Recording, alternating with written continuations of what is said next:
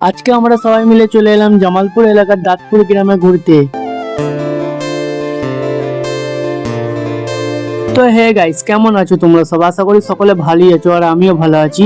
তো এখন আমি দাঁড়িয়ে আছি চৌবেড়া বড়ফুলটা পার করে বাঁকুড়া টু মশাগ্রাম যে রেলওয়ে ব্রিজটা হয়েছে, তোমাদেরকে আজ ওইটাই দেখাবো। চলো তোমরা ঠিকানাটা শুনে নাও। জামালপুর থেকে ঠিক 5 কিলোমিটার আসার পরে পড়বে সাংপুর গ্রাম। ঠিক এই যে রেল ব্রিজটার ওই পারই রয়েছে সাদিপুর গ্রাম, আর ঠিক এই পারই রয়েছে তোমাদের দাঁতপুর গ্রাম। ব্রিজটার উপরে উঠে নিচের দিকে তাকানোর পর আমার বুকটা ধড়াস করতে শুরু করে দেয়। আর অনেকটা হাইট নিয়ে বানানো রয়েছে এই ব্রিজটা। ব্রিজের নিচেই আমাদের বয়ে চলেছে ঠিক দামোদর নদী।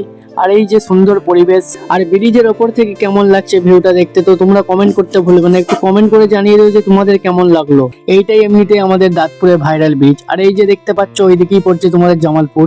তোমরা যদি ব্রিজে ঘুরতে আসো তো তোমরা কোনো পরবকালে ঘুরতে আসো না, কেন কিনা পরবকালে এতটাই ভিড় হয় যে তোমাদের পা রাখার জায়গা থাকে না গো। আর এখন বাজছে 3:30, ওই জন্য ট্রেনটাও চলে এসছে।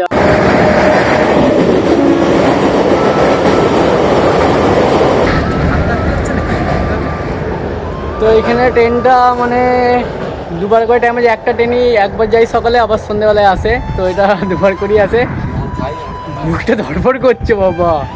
আরে আমার ভাই আমাকে বলছে সরে। ব্রিজটার সামনে রয়েছে ঠিক আমাদের দাঁতপুর রেলওয়ে স্টেশন।